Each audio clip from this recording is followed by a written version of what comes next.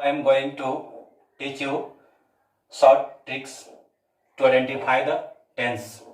How to identify the tense in short time. So now I am going to start today.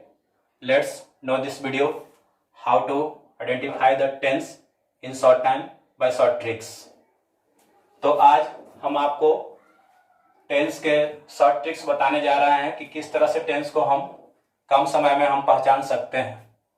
जैसे आप पढ़ते हैं tense को तो लॉन्ग मेथड से पढ़ते हैं, लेकिन एग्जाम में जैसे आप जानते हैं कि ज़्यादा से ज़्यादा ग्रामर सेक्शन से टाइम एंड टेंस से ही क्वेश्चन पूछा जाता है, जिसमें correct form of the tense भरने के लिए रहता है और ट्रांसलेशन 5 मार्क्स का रहता है।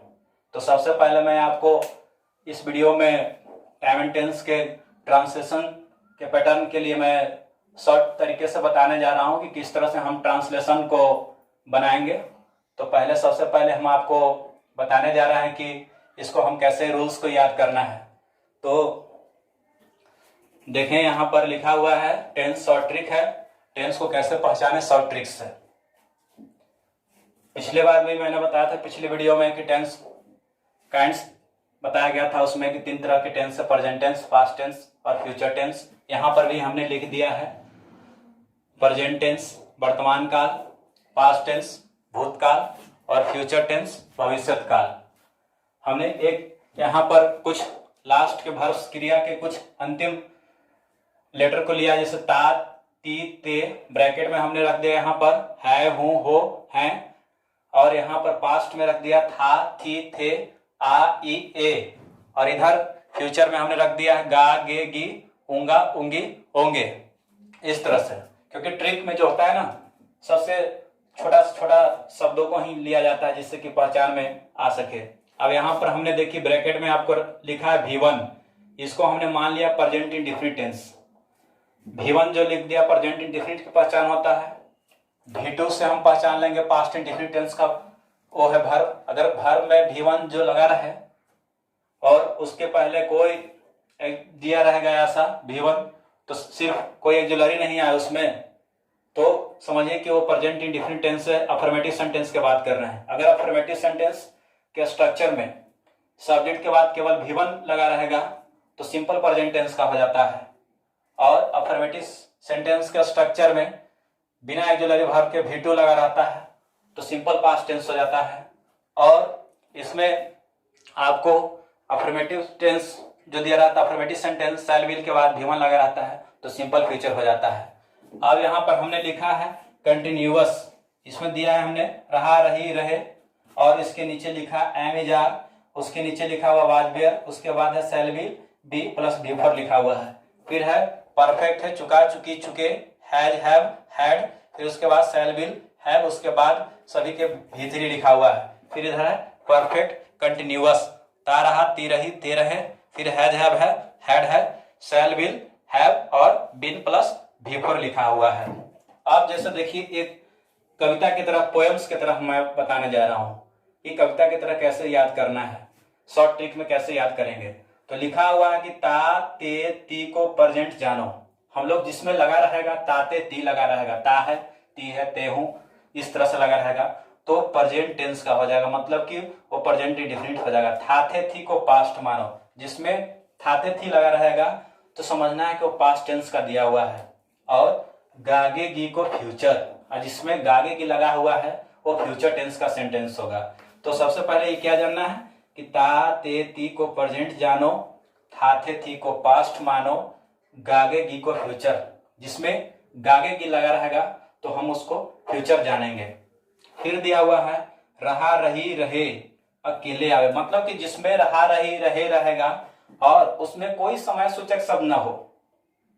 रहा, रही, अकेले रहेगा, पढ़ा रहा हूं, खेल रहा है, सो रहा है, इसमें कोई तो समय सूचक शब्द नहीं, अकेले आएगा, तब यह कंटिन्यूअस कहलावे, तब यह कंटिन्यूअस टेंस कहलाएगा।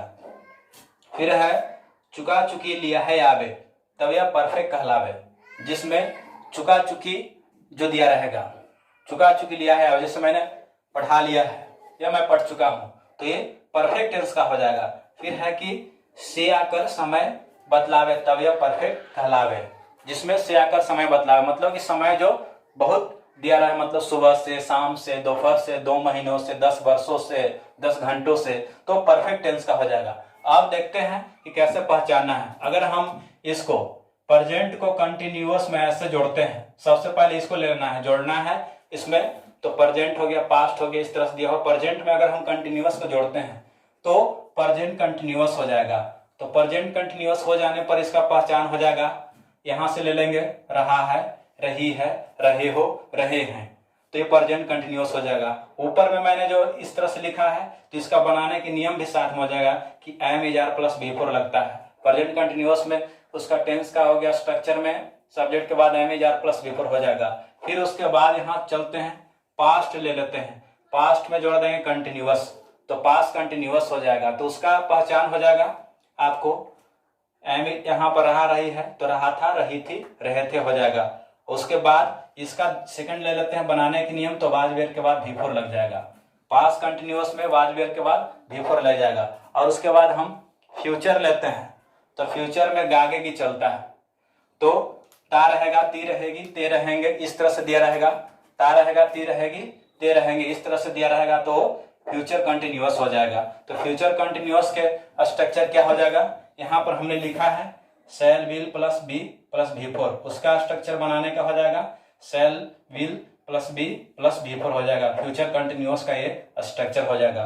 तो इतना से हमने जाना कि जितना भी कंटिन्यूअस रहेगा, सारा कंटिन्यूअस में मेन वर्ब जो है वो भी4 लगेगा। मेन वर्ब जो है भी4 लगेगा, क्रिया का मुख्य वर्ब है जो भी4 लगेगा। उसमें जितना भी कंटिन्यूअस टेंस बनाएंगे, present continuous, past continuous, future continuous, उसमें हम मेन वर्ब का भी4 लगाएंगे, मतलब कि जिसमें आईएनजी लगाया जाएगा, वर्ब में आईएनजी जोड़ा जाएगा। तो ये हो गया आपको present continuous, past continuous, future continuous, मतलब कि जिसमें रहा, रही, रहे, है, हूं, हो लगा रहेगा, रहा है, रही है, रहे हैं, तो हो जाएगा प्रेजेंट कंटिन्यूअस। रहा था, रही थी, रहे थे, तो हो जाएगा पास्ट कंटिन्यूअस। ता रहेगा, ती रहेगी, ते रहेंगे, तो हो जाएगा फ्यूचर कंटिन्यूअस। आप चलते हैं हम लोग परफेक्ट में। अगर प्रेजेंट को परफेक्ट में जोड़ा जाए तो प्रेजेंट परफेक्ट हो जाएगा। तो ये देखिए, चुका, चुकी, चुके को परफेक्ट कहते हैं। तो चुका है, चुकी है, चुके हैं, इसको अगर हम जोड़ते हैं, चुका है, चुकी है, चुके हैं, तो हो जाएगा प्रेजेंट परफेक्ट। उसका स्ट्रक्चर हमने लिखा है हैज है प्लस भी3 लगता है।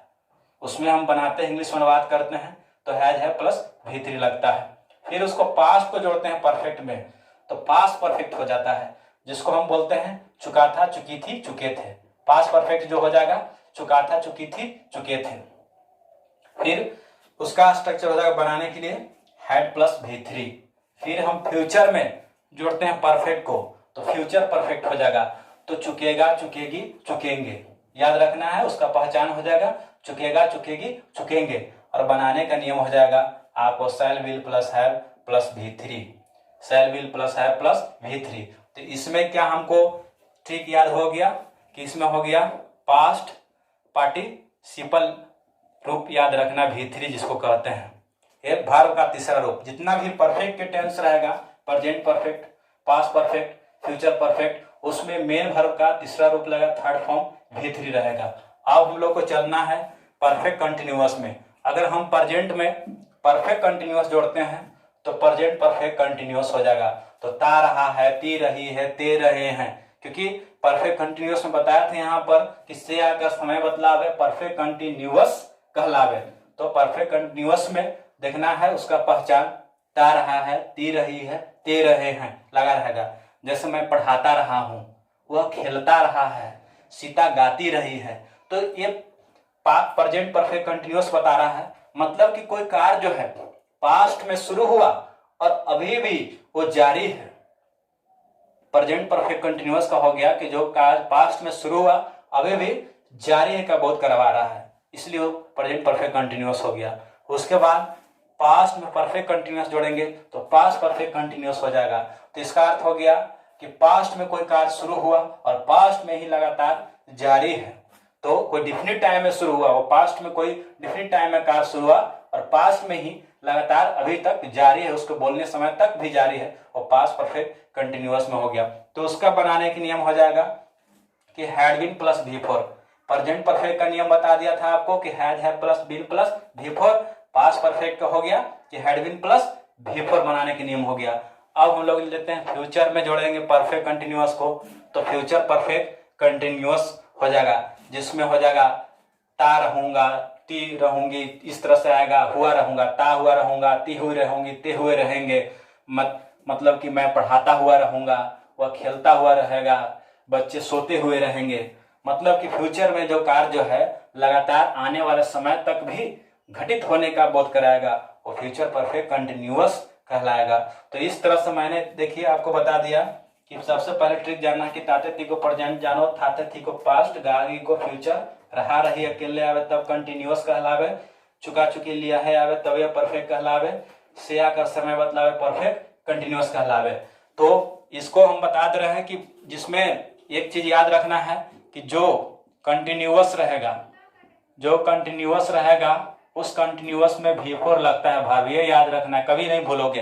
अगर इसको याद रखा तो टेंस बनाने में कभी आपको दिक्कत नहीं होगा। जितना भी कंटिन्यूअस रहेगा उसमें V4 लगा देना है।